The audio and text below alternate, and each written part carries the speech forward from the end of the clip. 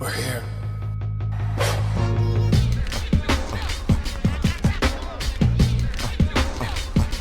I wish I could give this feeling. I wish I could give this feeling. All right, we're gonna get stuff started now. Look at this guy. Doesn't even want to be next to me. No. That's how we start our podcast, right? And end to end. Look at all the space. That's how you do it. Now, thank you guys for coming. It's an important podcast today, something that I know Andreas wanted to put together for a long time. So as we start, I'd like to thank all of our guests who are coming up here to speak and share their stories and make sure our voices are heard. And we have important voices in this space, in this pro wrestling community. And it's high time that we share these things and our experiences and make sure that they're felt, they're heard, and that the world understands, what we've been through and where we hope to go after this. So thank you guys for joining us. Wrestling with Stereotypes, Corner Podcast, Sporting News, presenting it. Thanks to all our sponsors who made this possible today. And Dre, we're here. We're doing it. Starrcast, baby. Starrcast, we got here. Melanin deficient last year. So it was a conversation that needed to be had with Conrad. Listen, two very important things happened at WrestleMania 35.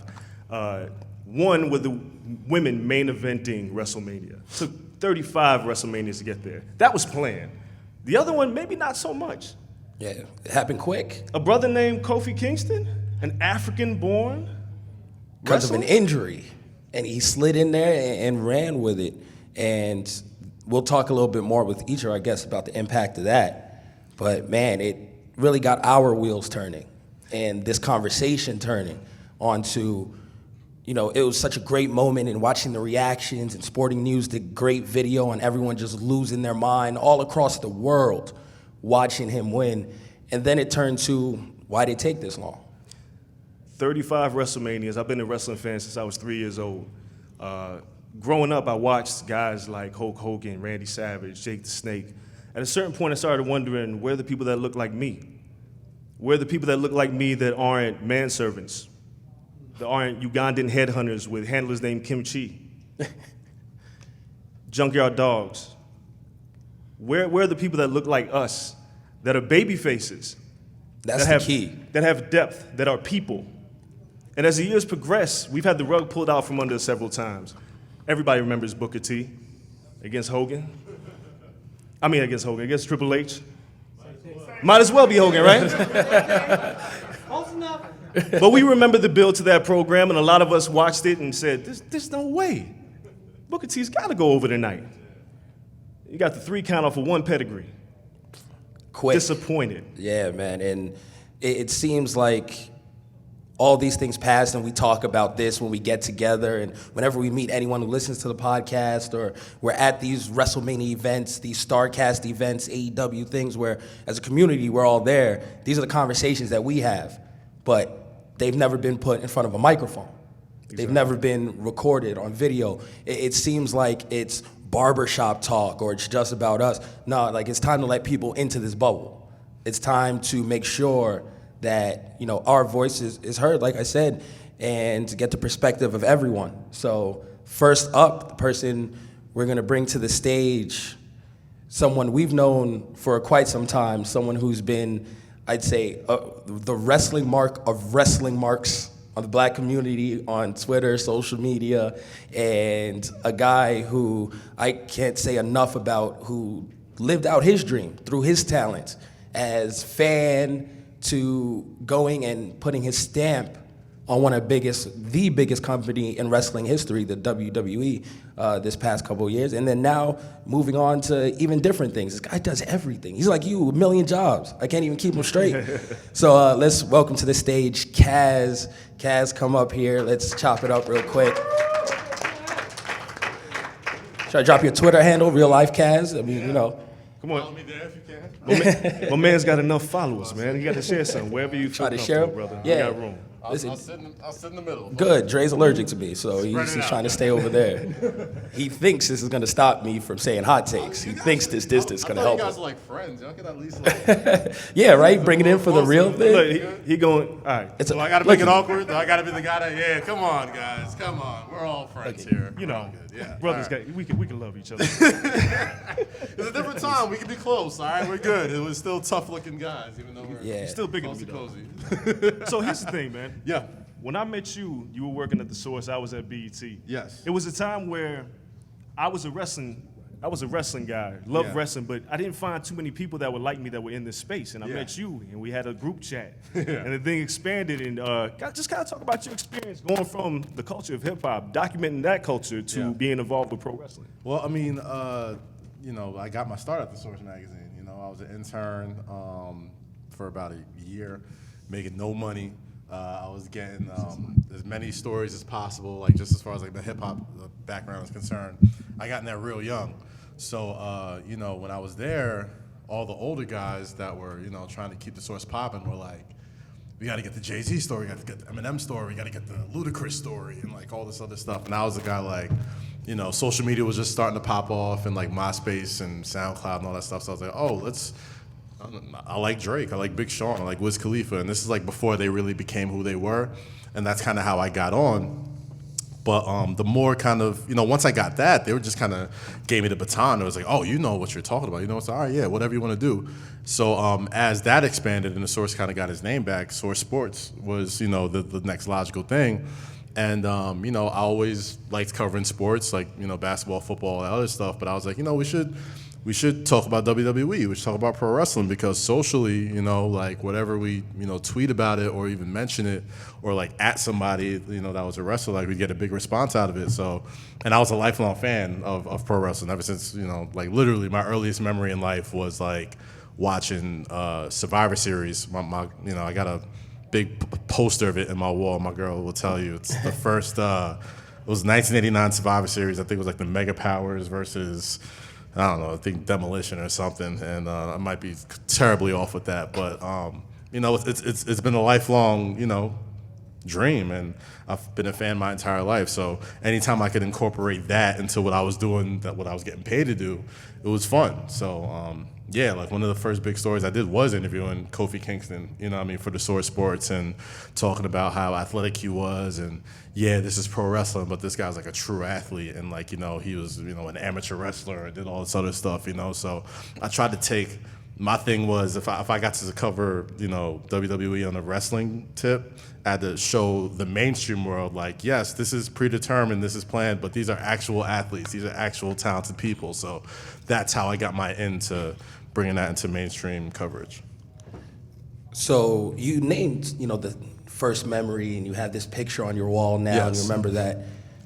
When's the first time you saw someone that you kind of idolized who was a minority, who might have been like a black character or something? Because you named like Demolition, Mega Pop, but Yeah, so I mean that was my thing. Like I grew up watching wrestling, and I grew up in Staten Island, which had a lot of white folks in it, and y'all white folks are cool too. And the white folks that I would play wrestling with the action figures, or it was No Mercy, or WCW NWO Revenge, I would usually pick Booker T or like Ahmed Johnson or whatever, and be like, oh, we're gonna be the world champs, and they're like, oh, he can't be the world champ. That's not realistic. Like even back then, like we were like barely 10, 11 years old, and we were like, oh, Sting could be the champ, Hulk Hogan could be the champ, Kevin Nash could be the champ, but like, when I wanted Booker T to win the title, it was like, it would just be comical to them, like, oh, he's, that's never gonna happen. I was like, why not? Like, why can't we have Booker T was getting buried in Staten Island. Yeah, facts. So like,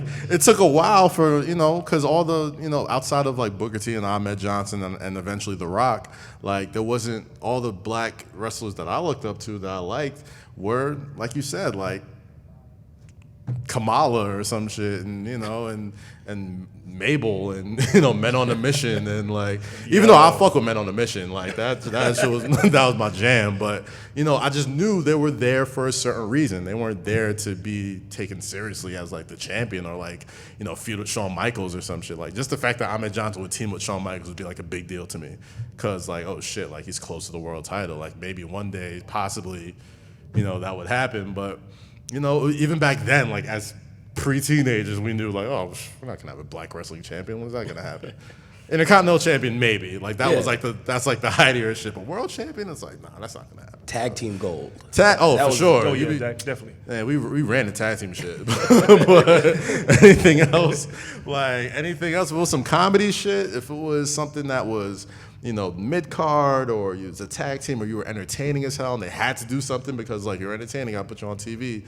Yeah, but like they were never ever taken like seriously as like the main act, like as the fucking threat to the world championship. So even though now as a teenager, like looking back at it now, I'm 32. I'm like, damn, that was fucked up. That was some real shit. Yeah. So you fast forward, and we'll just dive right into it. You had the opportunity to work with the WWE and bring these ideas to fruition. So talk about that experience a little bit. Obviously, you worked with the New Day and wrote for them. And, people don't really know what goes on inside the walls of the house that Vince McMahon built. It's man, where do you start with Vince? It's you know what it is? It's one of those things where we hear y'all. Right? Like, I came from y'all. Like, I came from being a fan and being somebody who, was like, why don't they do this? This doesn't make sense. But, like, not everything goes through one filter. You know what I'm saying? Like, it's been said from multiple ways, but I'll just flat out say it. Creative rights for an audience of one. You know what I'm saying? Like, we write for an audience. We have written for an audience of one.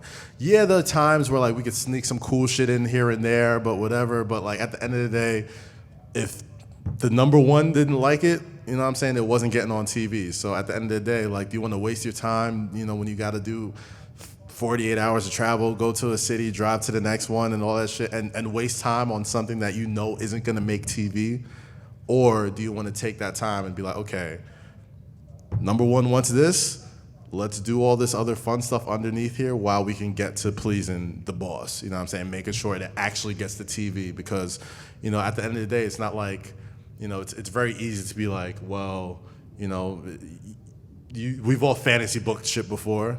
At the same time, it's one thing to fantasy book on a video game or on like an E-Fed or something like that. It's very different to look like Bobby Roode in the face and be like, you're not getting on TV this week. You know what I'm saying? Like, it's very different to be like, and these are, you gotta understand, like, the time I was there, I'm talking about, these are some of the most talented motherfuckers in the world. And like, I'm fans of these dudes. Like, I'm sitting here like looking at Kenta, who can't even get on TV. And I'm like, yo, you'll understand, I like came up on this dude's tapes. You know what I mean? Like, I came up on like, on God, like, you name it. Just people who just couldn't. Shinsuke, you know what I mean? Like, I did a ton of work with Shinsuke Nakamura, like, going to the U.S. Championship and back, like all those stories or whatever, trying to like rehab that after, not necessarily rehab, but like once you're done doing the world title picture, it's like, okay, like, it's easy to be interested in somebody during the world title run, but how do you keep them interesting? Those mid-card titles, those mid-card stories are so important, because like, if that shit isn't interesting, nobody's gonna care about what's happening at the top of the show. And, this is a guy who I'm like, yo, Shinsuke literally changed how I watched wrestling. And like, I could barely get 7 minutes of good TV. You know what I'm saying? And it's just, I think I had a blast working there. You know what I mean? Like, there was some super talented, creative people that, just are kind of suffering because like, there's stuff at the top that's just a little different, like, and at the same time, that same dude at the top he's hit so many home runs that like, you can't necessarily knock him if you don't want to do something. You know what I mean? Like, there's been so many times where I'd sat backstage and we'd have a plan about something for all week. We'd get to Sunday night, you know what I mean? We think we're good. We go to Monday morning production meeting and big man's like, yeah, we're not doing this. You know what I'm saying? And he just throws something on the wall, And we're like, this is the dumbest thing. This isn't going to work. How's it going to pull this off? We go out there and do it, and they go nuts. And we're just like... I feel like you're hinting at the Lashley crazy pose, yo, spanking his cheeks. All right, all right, boom. That can't have been a long plan. All right, so I'll tell it now since we're here and I don't work there anymore. We were in Manchester, and Lio Rush had just got Lio and Bobby are starting to really click. I think, you know what I mean. I think they're getting good reactions as heels, and Lio just got a gift with gab, and he was just really easy to write for because I didn't have to explain shit to him. You know what I mean? Stuff that we talk in a very different language. I'm talking about the brown folks here. We talk in a language that I don't need to translate to somebody else, and he was somebody who got that so quickly. And I felt like we were doing really well with the looks like money, smells like money stuff with the kind of a little mini Mayweather, Don King type of dude for Bobby Lashley, because we're trying to build him up for, eventually program with Roman or program with, Seth, or the big dudes, you know what I mean? So we're getting there, and we get to the UK, and, I'm with, I want to say it was Malenko. It was either Malenko or Arn Anderson or something. Anyway, they were there, and they were like, all right, so, we tried this thing on the house show and the live events, and, we're going to do this thing where Lashley tells the crowd to kiss his ass. So I'm like, oh, great, we get to curse. This is going to be fun. Right? And my idea of we get to make Lashley tell the world to kiss his ass is very different than Vince's idea, right? So we go out through rehearsal and all this other shit. I'm hearing on the headset, big man's like, nah, that's not it. That's not it. No, bring them to the office afterwards. And we're just like, all right, whatever. We go to his office, and I shit you not, all the stories you hear about, Vince ain't gonna do something unless he does it first. I had to sit in the room with Bobby and Lio while Vince is like, you gotta go like this, and he's flexing, and he turns around, and then you spread it, and look at the lats, and he's a big fucking he's a huge fucking bodybuilding nerd, right? So he knows every single whatever the fuck it is on your body. So it's look at the deltoids, the lat, da, da, da, da. And then you got to turn around and you really slap them and tell them, really stick it up, stick it to their fans and just be rich, just fucking totally no sell it and really make people believe you're being genuine. So they'll boo you out the building. They're gonna hate it. I'm telling you. And I'm like, no, it's just stupid. Why are we doing this? This is old timey shit. What? But he's the boss. So we're like, all right, fuck it. We're gonna go out there and do it. And we went out there and did it. In the UK at first, it was just it was like a fart in church. But 3 weeks later, we're leading up to, I want to say SummerSlam or whatever it was. We were leading up to some big event. And it was SummerSlam, because I'm walking Lio and Lashley to the backstage, to the pre-show, with Renee and all those people. Not Renee, with Charlie and all those people. And literally, people's wives are going up to Lashley. It was like, yo, we can't wait for you to do the pose, do the ass cheeks. And we're just like, what? This shit got over. And then, when we got out there, he was about to do the pose, and everybody's starting to go nuts for it. And, we're just like, he did it again. He always, I don't know, he's a 73-year-old billionaire for a reason. He might be nuts, but he gets it. Kaz, I got to ask you, straight up, is there a race issue with the writer's room where there's only one black writer writing for only the minority talent? Because if it's not you, then it's who? To be fair, I wrote for more than just the minority talent. I definitely did write for New Day and Lio and Lashley and Cedric and a lot of those guys. But I did also do some stuff with Roman here and there. I did some stuff with Bobby Roode and Mojo. Did some really fun stuff with Elias for a couple of weeks with the KO show and the big Seattle thing when they went nuts for that. The heat. So I wrote for other minority, but as far as that'd be a race problem in the writer's room. Problem's a strong word. I would say that it would behoove them to not have more writers of color in the room, but it also behooves them to not have more women writers in the room. You know, like if you have a whole women's division, it probably all shouldn't fall down to maybe 2 or 3 people, and you know, one of them's a man. I'm not saying men can't write for women and vice versa, but you know, there's certain things that, like, you know, a female writer could bring out of male talent that a male writer can't. Same thing with a writer of color. You know, like if you're trying to write for something that's mainstream, something that's, you know, supposed to be pop culture relevant, you know what I mean? Black culture is the most pop culture relevant thing there is, you know? Like, it would help you to have more of these people in these rooms. So, but they understood that, you know what I mean? Like, and it was never an issue with, like, that writer's team, because I loved those. Like, Road Dogg was, like, my guy, like, fucking, you know, Rajan Singh, you guys might know him as Rajan Singh, but, you know, Dave is awesome. You know, all those guys, all the lead writers are great. But like we said, a lot of us are writing for an audience of one, and a lot of times he likes the shit, and a lot of times he don't like the shit. And at the end of the day, it's his sandbox, and he's just letting us play in it for a little while, you know. So, but I would say it's a problem just as far as, like, you know, you want to do well, you want to have better. You want to put out better content, because, like, these are people who are living it. You know what I'm saying? Like, black culture is pop culture.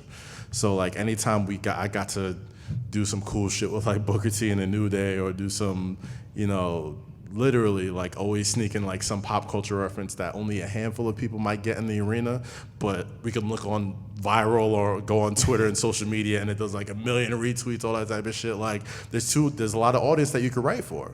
You know, so when there was like that brick wall of writing for Vince, and you know, as long as we get to that point, but we could have some, like, Jussie Smollett jokes in there, or fucking, like, just throw something in there that still gets us to that point. Like, that's why I got the fun out of it. You know what I mean? So, like, there was ways to do right by the boss, but still do something that pleases, you know, the masses and continues to be entertaining. Nah, that's dope. And once again, stories from the highest level, that's something we don't really get, you know, behind that curtain. Yeah.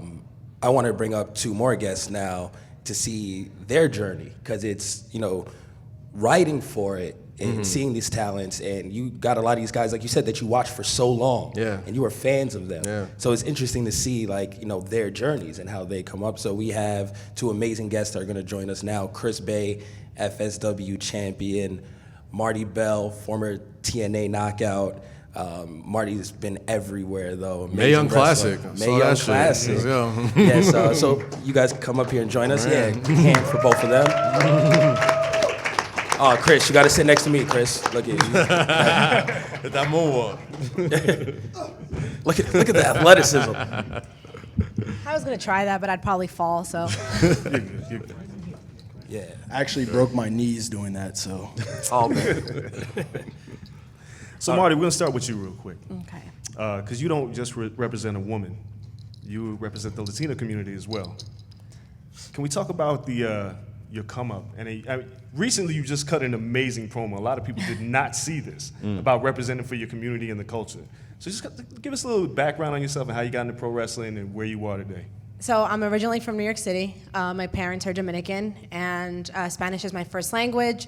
I lived in the Dominican Republic until I was 7, even though I was born in New York. It's a whole story. But I'm from New York City. I'm from a neighborhood in New York called, it's actually called Inwood, but it's known as Dykeman, so I just say I'm from Uptown. Heights, Uptown. See, if you're from New York right away, you're like, oh, you're from Uptown. I get it. So I grew up in New York, and I grew up very, very immersed in my culture. I grew up with my grandmother, who didn't speak English, and so everything from the music I listened to the TV shows I watched was all related to being Dominican, and I think that's still something that I still carry with me. It makes me proud to be able to represent especially not just on this panel, but just in general, and not just in wrestling, even outside of wrestling with the other projects that I do, represent not just Latinas, but I consider myself an Afro-Latina because, I mean, look at me. Look at you. Because look at me. And I feel like that's something that's really important, and we don't get a lot of that in entertainment in general, but even in wrestling, we don't I would love for you guys to be able to name another Hispanic wrestler who looks like me, another women Hispanic wrestler who looks like me, because I think that just in general, in wrestling and any kind of entertainment, when we think of Latinas, we think of Salma Hayek, we think of Jennifer Lopez, we think of the light-skinned. That's what, to entertainment in general, that's what we consider. So for me to be able to represent the darker woman who doesn't get that much TV time, and that's something that in that promo that I cut for NWA, I did it in Spanish and in English, because I feel like I represent the people that we don't get to see on TV a lot. And I made a post about it the other day, and that's one thing I said. I'm like, I'm doing this for, not just for myself, and not just for my community, not just for Dominicans, not just for people from New York, people from Uptown. I'm doing it for everyone who doesn't get to be seen, because I don't know, for me it's a problem, and it has been, but yeah. I feel like I was really long-winded, I apologize. I don't know where that was going. No, you're good. So, Chris, to me, if you guys haven't seen Chris Bay wrestle, go home, YouTube, however you get your hands on this guy is amazing. So he's one of the best young talents I've seen in this industry, and he's going to be a star sooner rather than later. Right now, you're FSW heavyweight champion, and you're battling, and we're talking about Stereotypes. Before you was Killer Cross was the champion. Right. So that's the guy who has the traditional look of a title guy, and you're coming in and you just took it and ran with it, and you're doing so great. Right. What are some of the challenges, especially in your young career, that you faced coming to this level and being a heavyweight champion? You're a smaller guy. You're black. You got the dreads, which is another thing. Even like the top guys who are black, a lot of times you got to be clean cut or a certain look or bald or something. You look like everyone else. Look at the bling. Bling tattoos. Like, what is some stuff you had to go through?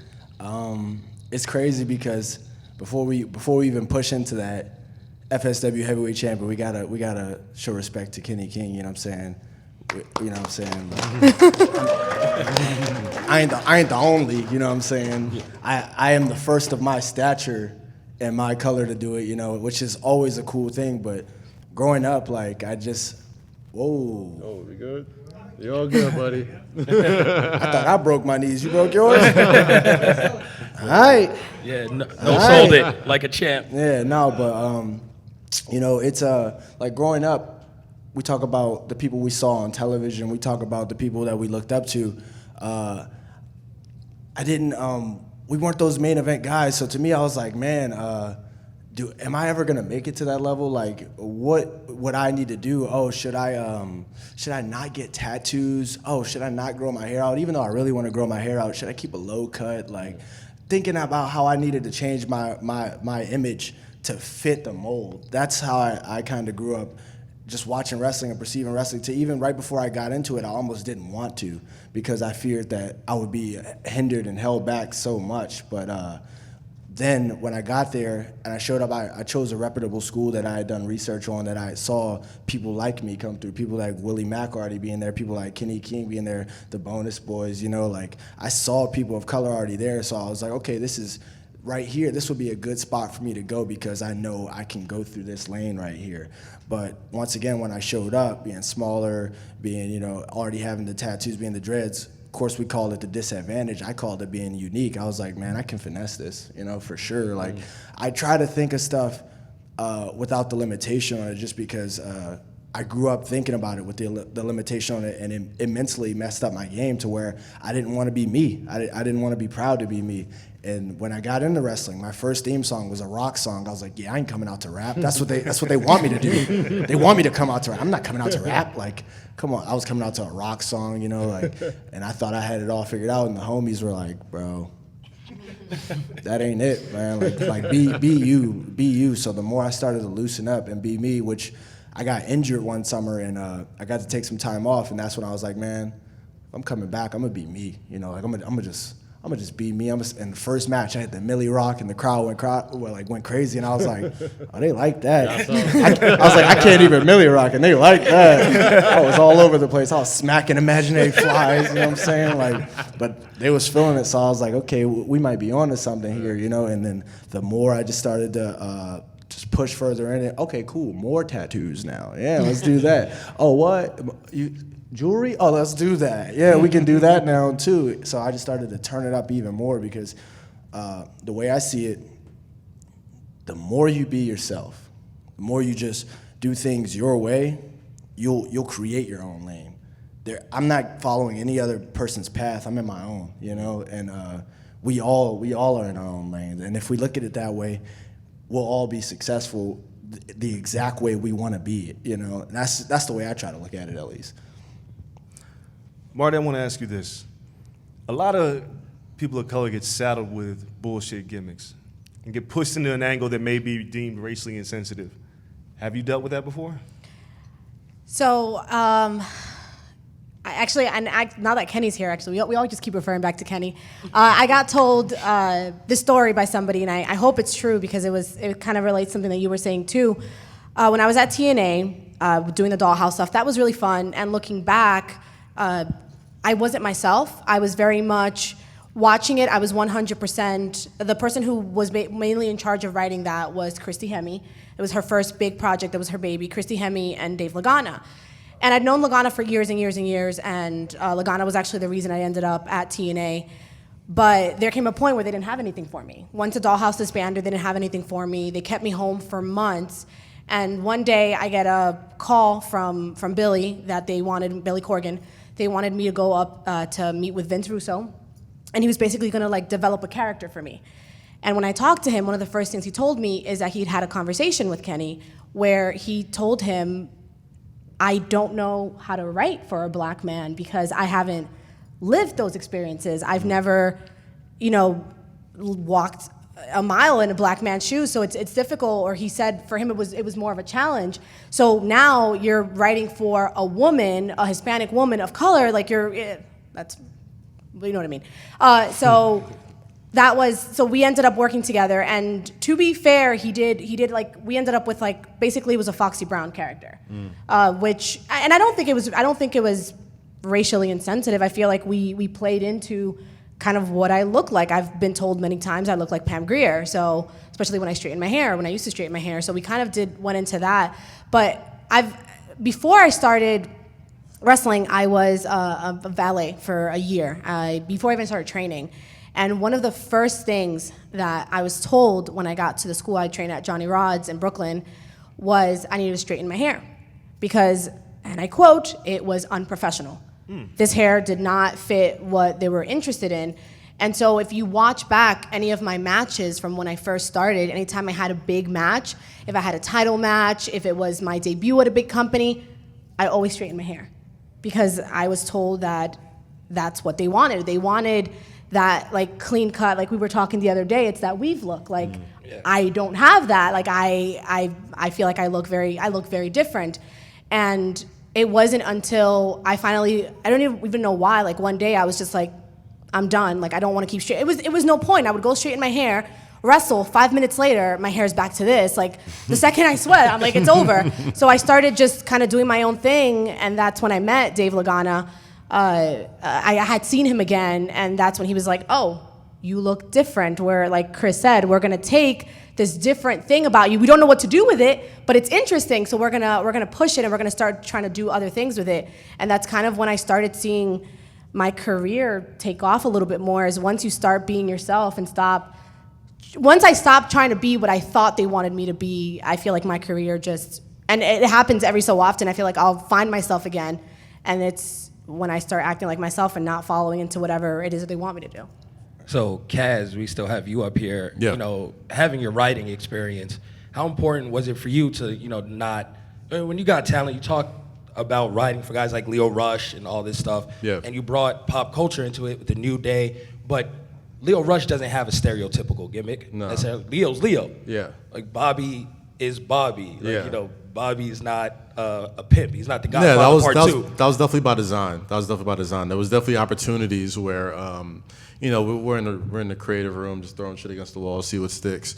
That you know, and this is why you have black people in the room when they're discussing these certain things. Where you know, I won't get into super details, but you know, with Lashley, they wanted to refer to Leo as, you know, a term that I didn't think was, you know, really a smart thing to do, you know, just as far as, you know, Black history and just how, you know, certain words are triggers for certain things. And it's not something that they knew, and it wasn't like they were trying to be racially insensitive, but like having somebody in that room to be like, hey, this may not be something, but it may not be nothing. Let's just avoid it altogether. You know what I'm saying? Or let's try this. And, you know, there was a time with, you know, when Leo first came in where, you know, he had the blonde hair and all the other stuff. And, you know, and then he cut his hair.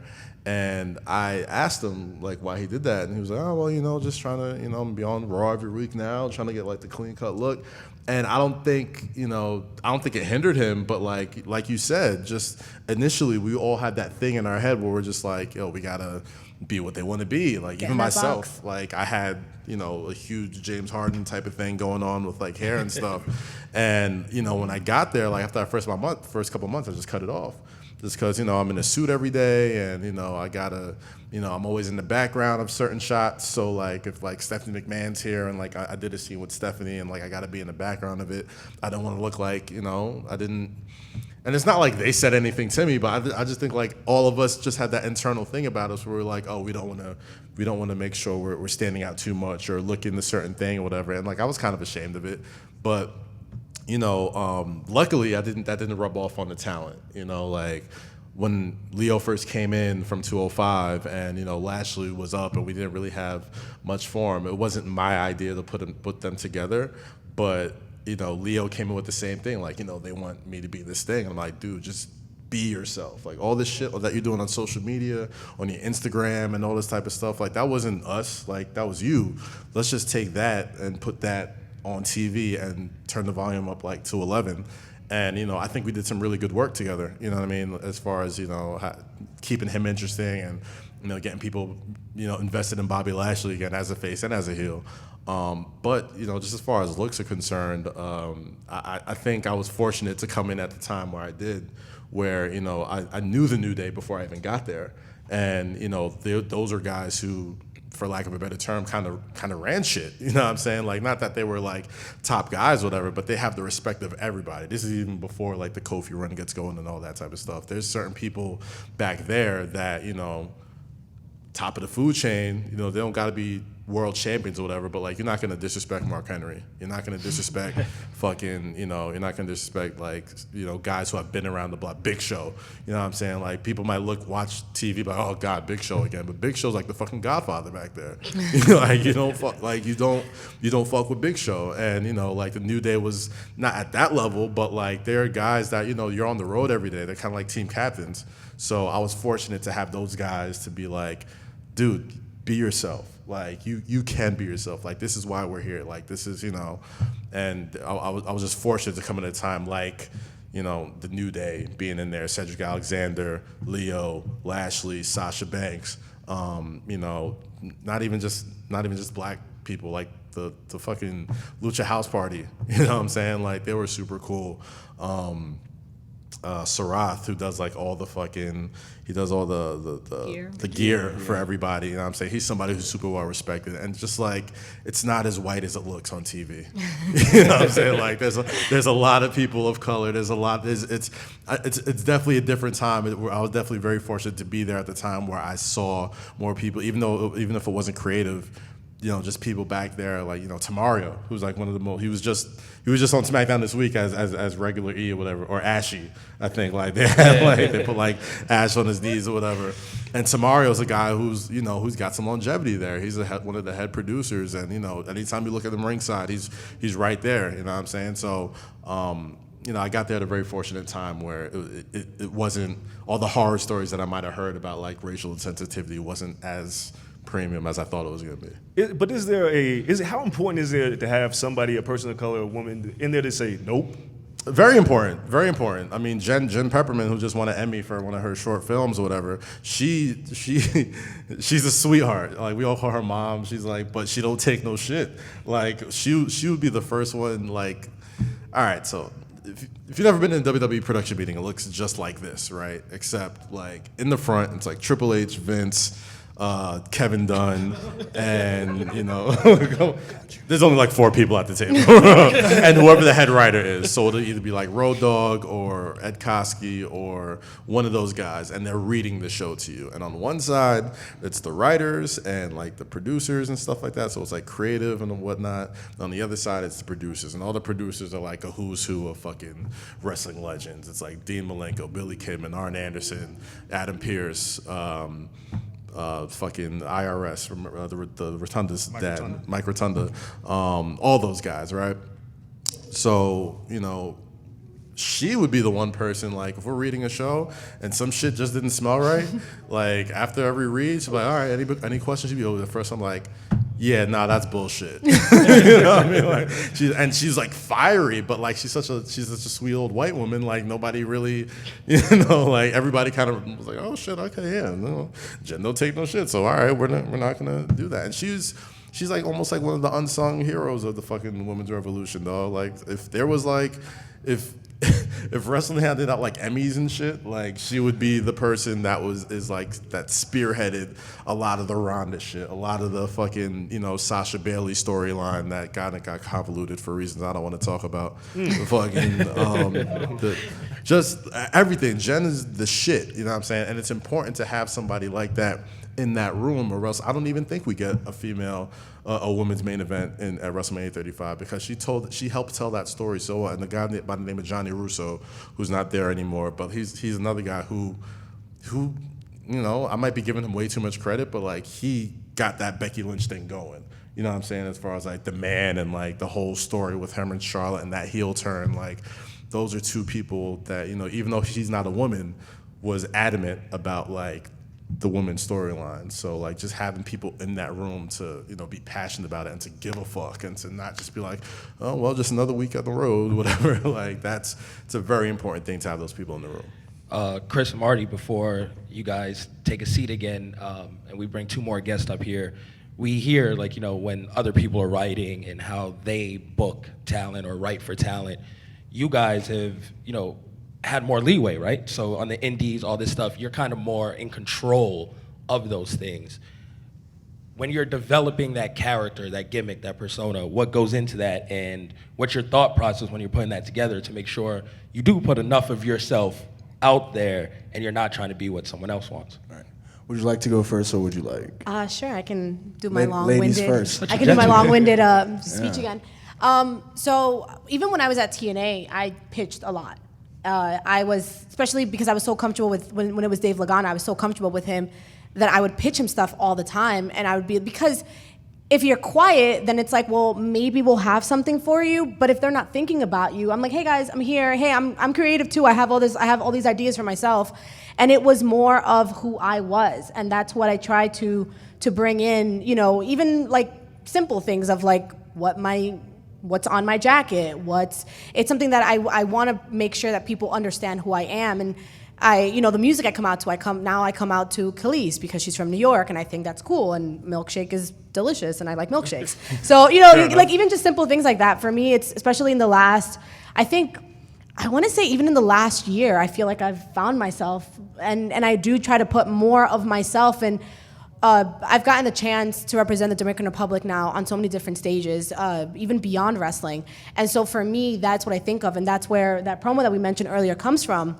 It's what's inside of me and what do I want people to remember. If I stop wrestling tomorrow, but people remember that promo, I'm like, all right, I did something. I did something for myself. I did something for my culture, which at the end of the day, I'm the only Dominican woman carrying that torch right now. So that's what goes into every single thing I do. Yeah, when I think about it, I look at it as what does this specific company that I'm trying to do work with, what do they already have, and what can I attribute to it? Because at the end of the day, it's a business. It's all about making money. So the way I see it is like, what's marketable, what's on TV right now that's hot, you know, like who's the hot musicians that's out right now? Okay, who's selling the most records right now? What are they doing? So how far along in that area can we bring this up in wrestling now? You know, like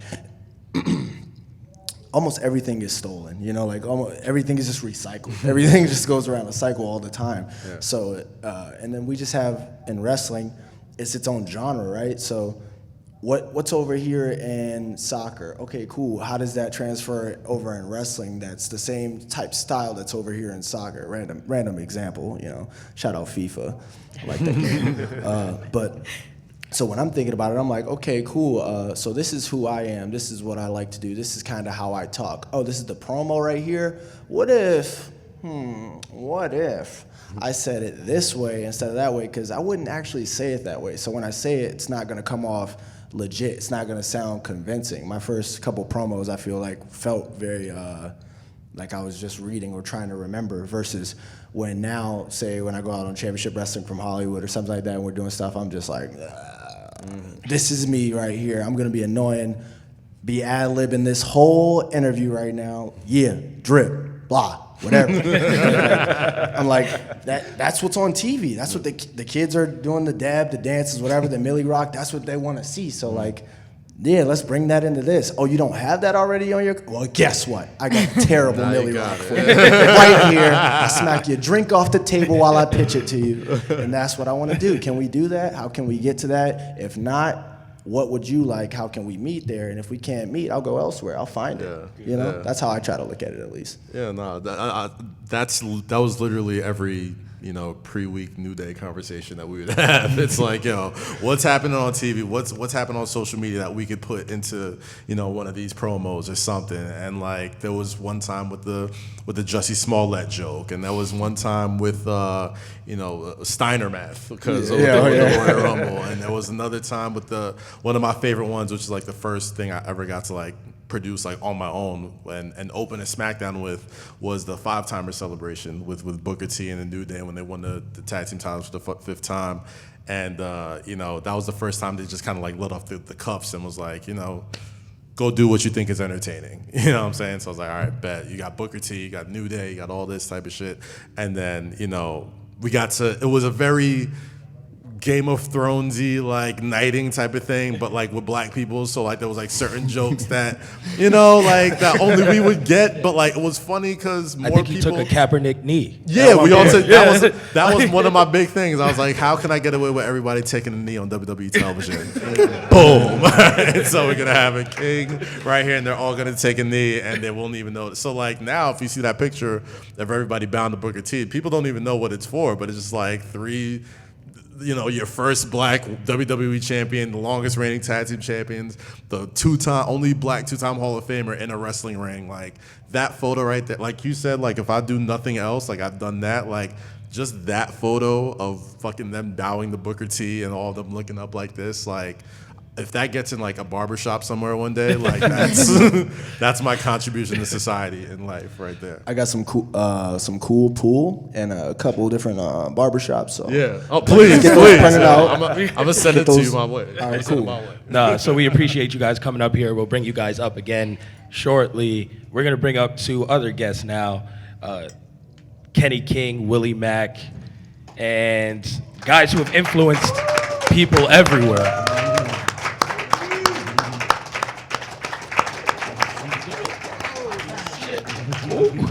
Willie took some bumps last night. Really? Too old for this shit. No, we appreciate having you guys here. Man, wrestling OGs, been through everything, seen everything. It's all right, Willie. You can be an OG. Listen, there's nothing wrong with that. There's nothing wrong with that. You still got more in the tank. So it's all good. I saw you last night hitting cartwheels, doing backflips. You still got it. So having you guys up here, you guys have a different story because your journeys have a little bit more in them. You guys have seen a lot going through, getting to the level where you are now. When you first got into it, and this is a question for both of you guys, coming up, it's not where we are now. We didn't see the Kofi Kingstons. We didn't see, you know, social media being played into characters. You guys had to kind of lay that road, lay that path. like Chris was talking about. What was it like when you guys first broke into the industry? You kind of had to find yourself. Well, I just figured I didn't want to have no kind of gimmick. I just wanted to be me. Because I remember first person pitched me something, said, hey, you see your afro, how big can you get that thing? I'm like, why? We want to have you as a jungle man. You have to wear a loincloth and we'll call you Umbatu or something stupid like that. I'm like, check this out, dog. This ain't I'm like, this ain't 1980 or 70 or wherever the hell you from. I'm gonna go out there and do my damn thing. Shit. Oh, goddamn. I mean, it's kind of like what Kaz was saying. Like coming up, we didn't have Kofis and I mean, real talk. Like my favorite wrestler coming up was Coco Beware. But Coco Beware ain't beat nobody never. You know? Like seeing Coco Beware come out, you knew, all right, he's gonna come out, you gonna see Frankie and you gonna do the Birdman, but Coco ass gonna get whooped in a few minutes. So that was really what we had to kind of, I mean, as a kid, it was the Hulk Hogan's and the Mr. Perfects and the Ravishing Rick Rudes that told those stories. So, I mean, I broke in a little differently than everybody else. I broke in on a TV show. You know, I'm a tough enough kid. So, that in and of itself was interesting because I really hadn't even thought about it until maybe I watched Tough Enough again last year with my daughter and just kind of seeing that it was myself and Linda Miles, like we were the only people of color, and ended up being the finalists, and you know that was maybe even the precursor to the Women's Revolution. It wasn't though, because I can remember talking, because my Tough Enough season was the season that two women won, and I can remember talking to Kevin Dunn in WWE New York, about to drink myself crazy, and Kevin Dunn pulls me over and says, I got to tell you the truth, and this is, I don't think I've ever told anybody this. He says, only reason you didn't look good is because you didn't win because you don't look good in a bikini. Oh, wow. Shit. Well, why didn't you tell me that shit before I started taking these bumps and, and destroying my spine 12 weeks earlier? So that I always think about that when it comes to, that was the precursor to the Divas deal, and that was a focus on women, and that was the wrong focus, right? That was the focus on sex, and I was always, when thinking about, like, I know I have a little girl who says, oh, daddy, I want to be a wrestler. I'm like, no, the hell you're not. You're going to school. You're not going to do none of this crazy shit. But the second women's renaissance was based around the right things. And I feel like that was based around talent and ability, and not just, as Kevin Dunn says, the way that you look in a bikini. So bringing that back to me, my journey wasn't so much about, I was just tough enough. I had to break the tough enough stigma versus I didn't get Umaga or whatever Willie got. I was really just trying to find myself in my early going. Ken, I want to ask you, man, because you've been around a lot in the Beatdown Clique, which was, for us, was legendary. Like, we looked at that and we was like, BDC, bro. That was my shit. We looked at that and was like, yo, this is it. Okay, let's talk about the origins of that, how that all came together, because obviously MVP meant a lot to you guys. Man, shout out to MVP. MVP, so I'll tell you how that whole thing actually started. I had taken a hiatus from TNA because that shit kind of happened back in the day where you just kind of like, oh, you're not on TV for 6 weeks. Okay. So they brought MVP in as this investor, and he had kind of, he'd come in and they were bringing me back. So I can remember when watching MVP in WWE when he first came out, kind of thinking like, this motherfucker stole my character, man. that's my whole, a sports guy who's flashy. And like, so watching him, and I always kind of wondered, I'd never met him up until that point. I always kind of wondered, like, how would him and I even kind of get down, because we're doing kind of the same and different, but kind of the same thing. And I'll never forget this. This is a funny story. So Dave Lagana and Matt Conway, who was writing TNA, so MVP and I, you guys are going to interact, and Kenny, you're going to be, you're going to be who you are, but you're going to kind of, MVP is the babyface and you're the heel, and you're going to interact like that. So, like, okay, we got an idea of how we're going to do this. And then they hand us something they didn't do in TNA. They hand us scripts. It's like, okay, well, here, we put this together for you. So me and P are sitting there reading this shit, right? And one of them, I only really remember this line, or a couple of lines. So we're going back and forth, and I'm brash Kenny, talking about how I'm going to take over the show. And the MVP says, Kenny, you serious? And Kenny says, as serious as my grandfather's 1968 Cadillac Brougham, you know, with the velvet seats and the bobblehead. And then it says, Kenny Bobble's head. So I looked at that shit, and I looked at P, right? And I was like, all right, not saying that, but so just continue to read it. And then it goes on to say, so then the whole thing was setting up me and MVP in an exhibition match. So the last line is, well, since you seem so serious about this, Kenny, well, let's go ahead and toot it and boot it. Who the fuck wrote this? That's not. So that's when it stops, right? So we find Matt Conway, we find Dave Lugano, and we said, who wrote this? Well, we did. What's the issue? I said, okay, say that line right there.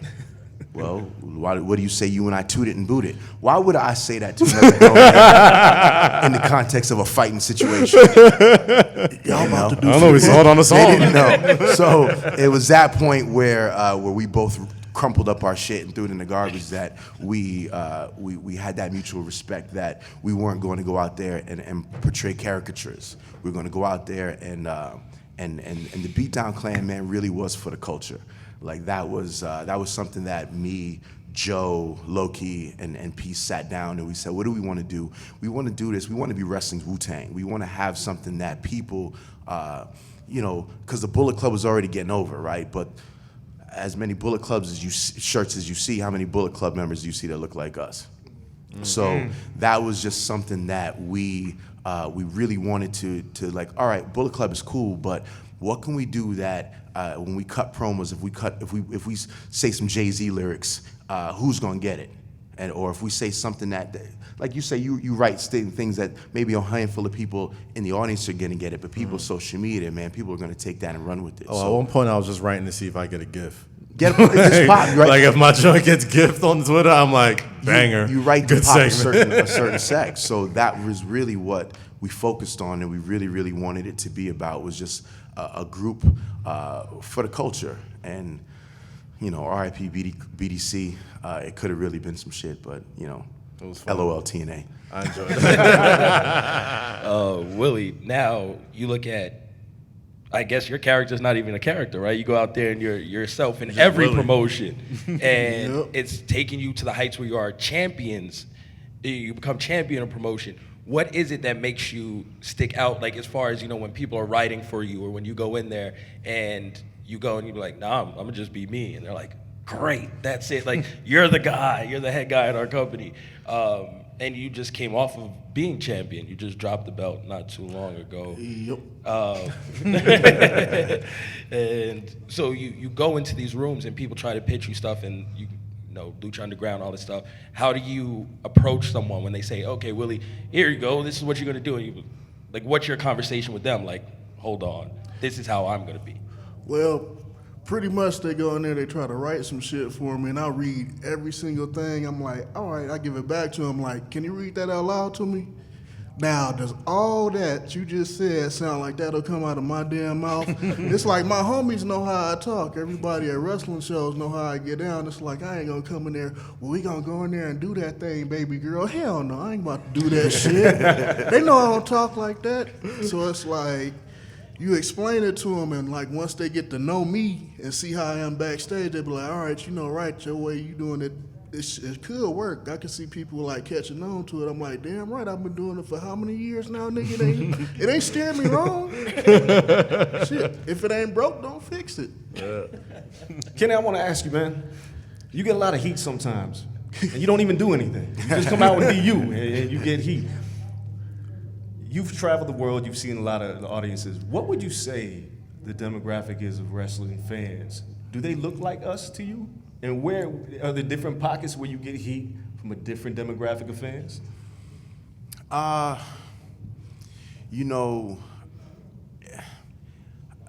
That's an interesting question because like we all came from this. We all do this because we're fans, right? I don't think anybody who's ever stepped into a wrestling ring didn't watch maybe a small amount, right? But we all did this because we loved it growing up. So I had my little clique of black wrestling fans growing up, you know what I mean, and dudes that I came up with. You know, I've answered this question before, and I can never honestly say that I've never had like, oh man, if I go to Georgia, I know what's going on. I'm gonna get it. You know, the redneck's gonna be after me. Or if we go to Tennessee, it's wrestling fans in general. I mean, if you go to Double or Nothing, you're gonna see probably a majority of white audience, right? But you're gonna see, you know, people of color. Because wrestling is universal language, so you're going to see black people, you're going to see, you know, Spanish people, you're going to see Indian people, because we do this shit everywhere. Everybody loves wrestling. So I can't say that that there's a specific, I get heat anywhere else. I think I get heat with the people that, man, I just, when I'm a heel, I know how I come across, and I know how to get underneath your skin, and I feel like I tailor that specifically to where I'm at. So I just feel like there's some people that hate to love me, and there's some people who actually hate me. But it's all good. And I don't think that's region specific or color specific. I just think that as a good heel, man, you got to know how to. That's your job. Your job is not to be out there and make people say, "Damn, Kenny's cool." The shit that I do is gonna make you say Kenny's cool, but ultimately you really want to say, man, Kenny's an asshole. If I could set him on fire, I would. And that's part of the job. That's my job. Yeah. Just to add a little bit to that, that was probably one of the more surprising things when I was on the road, because like, you know, to that point before I was like either running with Wale or like going to like other wrestling shows around the country, you know, like. The one thing that surprised me, I got to work with like R-Truth and Carmella a lot. And, you know, when R-Truth would come to like Brooklyn, black wrestling fans were like, oh God, here's R-Truth. But motherfuckers love R-Truth, dog. Like, and I did not know that. Yep. I did not know that shit until I was in like Boise, Idaho, and they was doing the what's up like loud as fuck. And I'm like, and he hadn't been around for a while. Like he had just came back, and like we were starting the whole Carmella thing. That was really fun. And like I used to think like, oh gosh, it's probably fucking rough in like Oklahoma or Texas or so. You know, the states that you assume that would be a little bit more different, but like motherfuckers just love that guy, bro. Like he's like the magical Negro as soon as he comes in. Like I swear to God, like like Vince loves, everybody loves this motherfucker, dog. Like I don't know, and he's like ageless and shit. Like that's the one thing that just that threw me for a loop for the first time. I used to think certain regions they would just boo black wrestlers just because we were in, you know, somewhere under the Mason-Dixon line. But like you said, wrestling is the universal language, and like as soon as that motherfucking "What's Up" came on, they would lose their minds every single time, knowing he's probably gonna get his ass kicked. Right. But like, they still love them. But yeah, Willie, just wanna add to that. Willie, you've been like incredibly honest so far. I got to ask you about a story I heard. You had a tryout. It says you had a tryout with a certain big company. Just saying. And so you had a WWE tryout. Said you crushed it, but they didn't sign you because your body type. Is there truth to that? Like what goes behind it? Because that's a whole different stereotype. Like you can go with the best of them, but maybe your look. Yeah. Body type wise, what went into that? What was the tryout like, and is there truth behind it? Well, the tryout was hard as fuck. But they said, all right, you're going to get in there and do like 500 squats, sit-ups, and all this every day. All these other fools talking about their training regimen they doing to get ready. My black ass just sitting at home eating donuts, drinking me some Hawaiian punch. I'm like, all right, here I go. I show up. First day in a suit. I hate suits, first of all. I like to be comfortable. Comfort is key. So I go in, I do my thing, tired as hell the first day. I'm like, all right, I crush it. The second day, try a match with Roderick Strong. Killed it with that nigga. Cut a promo. They liked my ass. They're like, all right, in 2 to 3 weeks, we'll call you back. So I'm just waiting, sweating bullets, looking like Coolio in that Gangsta's Paradise. I'm just waiting. They say you either get a yes, no, or a maybe. I got that yes. I said, oh, hell yeah. They said, all right, you're going to report here October 27, 2014. So, all right, it's time for me to come up. they hit me up a week before I'm supposed to report down there. Oh, this happened. The doctor said something wrong with your knee and supposedly your blood pressure, but they let me do the tryout, and I did all the physicals and shit there. So they said, don't plan on coming a week before I was going to go down there. Come to find out, they signed somebody else because he had the body type they wanted. They done messed up. I'm just telling you right now, they missed out on one. I'll tell you this, I wouldn't trip over that. I wouldn't trip off that because, I mean, I know a lot of the guys that are you know, are going over there. And right now, I mean, and that was one of the first things I said, you know, I mean, like a guy like Willie Mack, who's so supremely talented, you know what I mean, unless they're coming in specifically like, yo, we want this for you, like a lot of times it's just signing people and just like, all right, go kick it on NXT for a couple of years. To have go them. Just to have them. You know what I'm saying? Like they're just signing people. You know, and I don't want to make this a shit on WWE session because I loved my time there. I still got a lot of friends there, good people over there. But you know, one of the biggest challenges for me was like finding time for a guy like you, who I'm, you know, I've watched, like, I'm an indie wrestling nerd, so like I'll watch all that shit and I'm like, yo, I bet I could do some fly shit. That's why I had so much fun working with Leo, because I used to watch him on Ring of Honor and like all this other shit. I'm like, all right, boom, this is gonna be dope. So like, but a lot of times they brought Leo specifically for Lashley. Like, but you look at all the other guys, like I love Cedric Alexander, and I had a great fucking program for him, like set up, like to, you know, to go off for 205 and whatnot. But like, if it ain't your time, it ain't your time, man. Like, just that's why I wouldn't get no tripped out over there, especially right now where there's just so many great places you can wrestle and make a great living and not be in the creative shackles of what essentially working at the WWE is kind of like, you know. But there's a lot of people who get a lot of creative freedom and they get to do some fun stuff, but a lot of times if they don't have you in there for something specifically, it could be a little tough over there, and eventually it'd be like, it'll be nice to go see what else is out there and then leave the company, which is happening a lot right now. Yeah. So I want to talk about Kofi winning the title. Yeah. Kofi Mania. When it happened, there was some tears shed. I absolutely cried. I wasn't even calling you out yet. But the reality is a lot of us felt a certain way about that. It made us all feel a certain way. When I put together the Sport News video, I asked for a few videos, and it turned into thousands of videos of reactions from the Philippines, from Mexico. And we put it together in a 2-minute segment of just people reacting and crying. And I had people that said, well, why are y'all making it a race thing? And it wasn't a race thing. Yeah. Because Kofi was just universally loved, and he happened to look and act like us. But let's just talk about, Kaz, I'll start with you since you wanted to bring up the tear shed. Sure, I'll talk about it. That moment for you, seeing Kofi win that title. So it's kind of different for me because, like I said, I work with him very closely for my entire time there. And even afterwards, like, I don't even think I told people this, but like even after I left, like they would still text me like, yo, here's what the guy is saying today. Could you throw something in there? I'm like, yeah, boom.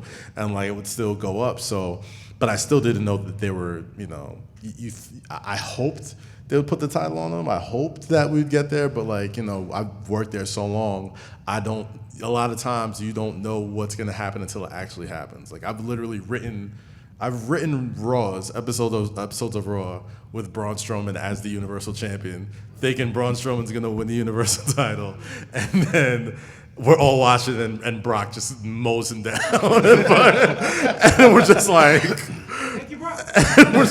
that's it. And we're like, yeah, that's it. So as happy as I was for Kofi and them, like I didn't know it was gonna happen until it actually happened. So like I was front row there with Wale and then Sparks and Smoke Dizza, who's probably around here somewhere, and a bunch of other guys. And once I saw, the funny shit is, once I saw Mr. Bootyworth come to sit next ringside with us, I'm like, oh, they're really about to do it. I'm like, this is really about to happen. And then as soon as that happened, I just remember looking at Woods, because I won't blow it, but like when you look at the ref and the timekeeping and all this stuff, you can know when they're about to go home. You know what I'm saying? So I'm just like, you know, I'm seeing them both stirring up. I'm like, oh shit, it's really about to happen. And like, I guess the emotion of that, like, kind of took over me. And I was like, holy shit, like, I'm really about to be ringside to watch a fucking African-American WWE champion be crowned in New York. Like, what the fuck? And, and there's a point where as soon as fucking they go get their kids and everything, and they got the new Kofi t-shirts, Woods looked me dead in my eye, threw the shirt at me, and there's a picture that I had like at ringside holding up the, new WWE champion with Kofi on it, and I cried like a baby, because like I looked around and I saw his wife and his kids were like right there over there like shedding tears. Like I'm just like, I never thought I would see it. As a lifelong wrestling fan, I never thought I would see it. I never thought it would go to him, you know what I mean? And I worked there. So like I knew who they had eyes on, oh, well, maybe eventually if they get that route, it might be him. Never did we think, it was going to be Kofi. But like it was literally one of those lightning in the bottle moments where, Ali got hurt and, we love Ali, and he was one of the guys that, got that big of a push, and that crowd kind of took over, and and even rarely, and I don't talk about this either, I think that kind of started at Money in the Bank the year before, when they were doing the Money in the Bank, and like I guess they were saying one member of the New Day is going to be in the ladder match, but they don't know who, right? So first Big E walks out and then comes back, no chair. Woods walks out, I was like, no. And then Kofi walks out, and this is at least 7 months before Elimination Chamber, and the crowd loses it, and we're just like, it would be nice one day. It would be nice if he had a chance of winning this briefcase, right? And like, so to fast forward to like that moment where there's like, fuck it, we're just going with Kofi on this. It's still, it was dope, and I cried like a little ass baby. So those are my friends, and I care about them a lot. So I was really happy for all of them. So. What about you, Kenny? As a wrestler, and you see somebody that looks like you holding up the longest tenured title. I think it's dope because going back to like what Marty was saying, I had a conversation with Vince Russo a long time ago, and he said it's something along the lines of, well, why do you think it is that there hasn't been a black champion, or why do you think there is that that black people in wrestling are looked a certain way? And I said, well, Vince, you write for pro wrestling, and you have written for pro wrestling for years. How many three-dimensional black or Spanish characters have you written, right? Every single Spanish character that comes out is either got to hop in a lowrider or got to have a sombrero. We either got to be gangsters or pimps or Ugandan giants, and you know what I'm saying? While Triple H gets to be the game, he gets to be the cerebral assassin, he gets to be all these different things, and that's how you build a champion. You make someone a fully fleshed out character. People care about their motives, they care about their shortcomings. And that's how you get people behind a character.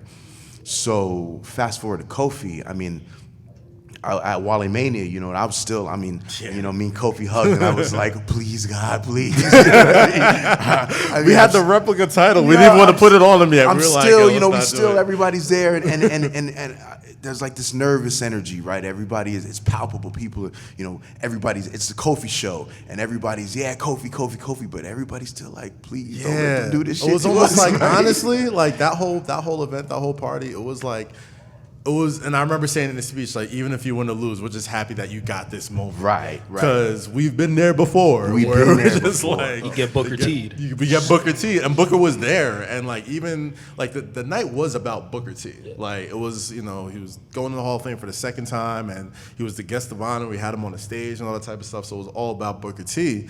And then, E texted me, he's like, yo, we 5 minutes away. It's like, and the place is already going nuts. Yeah. So I'm like, oh, they about to lose their shit right now. So I feel like, I forgot who's performing. I think Flux Cartel's performing.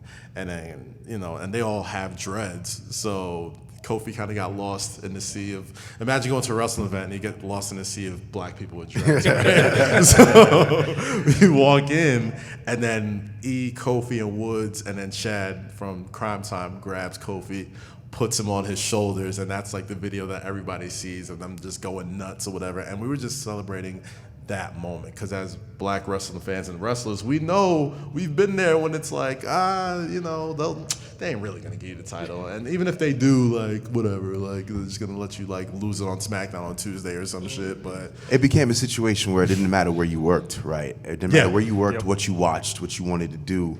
Everybody was thrown in on Kofi. Yeah, and it was a beautiful. The energy was amazing, and then just to watch it happen, and then I don't necessarily even know or how to even articulate how it felt. It just felt relief, pride, exhilaration, all of those things, because like I've been doing this shit 17 years and I've been watching it for way longer, and I never thought I'd see it, right? And then to do it the way that they did it, to put it on Kofi Kingston, who universally, as a babyface, nobody can say shit about Kofi Kingston, right? Kofi is respected. He's well liked. Nobody can say that Kofi Kingston goes out there and does anything but puts on excellent matches. Human highlight tape, man. If nobody else can, if Kofi Kingston couldn't do it, then it was never ever going to happen. And that's why it's so special.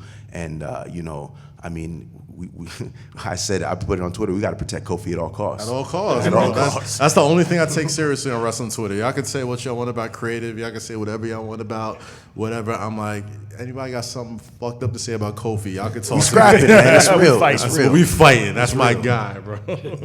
Willie, when you saw it, is that something that now motivates you going forward? You just signed a new company. Congratulations. Yeah. Signed a good deal. Is this something where you're like, okay, like, I see now these big companies have opened the floodgates for something different. I'm going to go get that.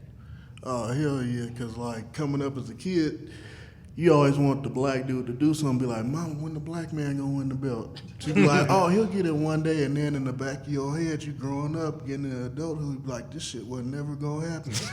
But sitting there watching people from all the way back in the day when they first, like, 60s, 70s, maybe 80s, somebody, an older black cat who loved wrestling, seeing what happened with Kofi, it's like a whole damn generation of people just came up and got behind this one dude, and fucking, you saw the celebration around the world for this black guy. And like, you thought did you think you was gonna live to see that shit? I swear I didn't think. Any of y'all think y'all was gonna live to see a black dude that's the head of WWE? Hell no. It's but, like when the Knicks, I never think I'm gonna see the Knicks win a championship. So it was right on the first. Let's take a breath on that one. But keep that same energy on July 1st. Is all I'm saying. Keep that same energy. But seeing Kofi do his thing and seeing how all the wrestling companies getting into like, all right, this is how the times are now. Hell yeah, I'm motivated to go out there and show everybody why I got this contract in the first place and why my name is worldwide instead of just being local. So, hell yeah, I'm going to bring my best every single, well, I do it all the time, but I'm going to bring that shit hard as I can.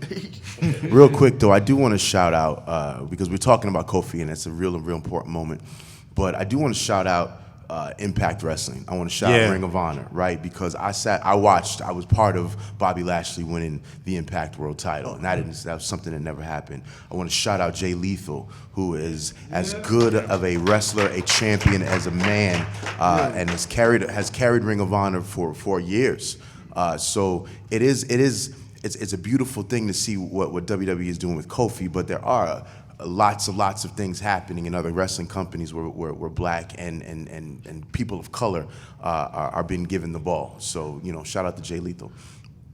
Oh, hell yeah. Hey, and shout out to that nigga Tommy Dreamer from House of Hardcore. Yeah. I was his first champion and still is reigning champion over a year now. So I run it at last year's WrestleMania. So shout out to Tommy Dreamer for that. Shout out Tommy Dreamer.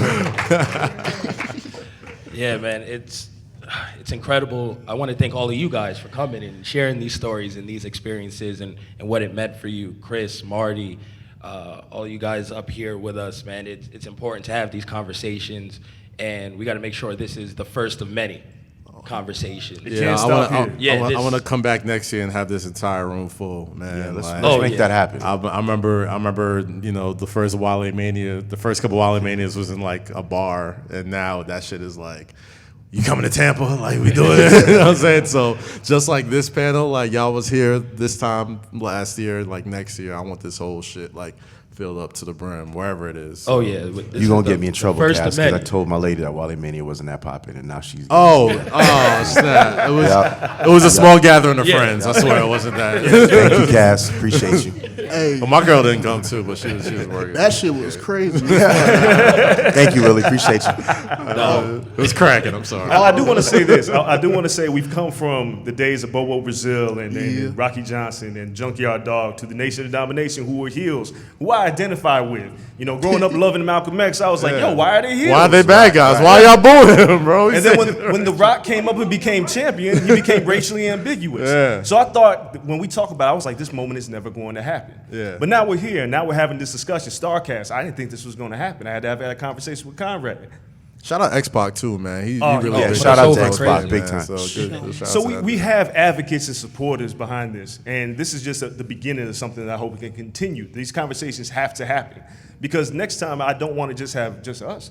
I want to invite the Asian community. Yeah. I want to make sure we have the gay community. I want to get Sonny Kiss here. Like, it's very important that we continue these conversations, because without us starting something, it can never be finished. Yep. We can't have those Kofi moments all the time. They will die. Protect Kofi at all costs. It starts here in this room. You're gonna lose that title one day, so don't get soft on him, and don't stop supporting wrestlers of color just because he's not the champ no more, and the feel good moment is over. Like, this is just the beginning. You gotta keep that momentum going. And representation matters. More than anything else, you got to see somebody that looks like you. It helps. Me coming up as a kid, like I said at the beginning of this panel, I didn't see anybody that looked like me. As a writer, as a journalist, somebody that's covered pro wrestling, I used to beg for the day that I got a chance to write about somebody like Kofi Kingston. I used to beg for the day I could sit on the panel with somebody like Kaz, who worked with the WWE, and I can call a friend. Sitting here with Kenny, who's from Vegas, who lives in Vegas. You live in Vegas. But we represent a community, man. So it's like, I appreciate everybody coming here, keep the support alive. We represent everybody, the podcast movement. And again, make sure the voices is heard, because Starrcast, we have to come back next year bigger and stronger. Sure. Yeah, Definitely. so we appreciate all you guys, everyone who came, everyone who's watching on the live stream, everyone who watches these videos, everyone who supports our podcast weekly on SoundCloud, iTunes. It's really important. And we're going to, like we said, this is the first of many. This isn't the last. So we appreciate all you guys. Give all our guests a round of applause. Thank y'all for coming. See you guys next time. Thank you. Hell yeah.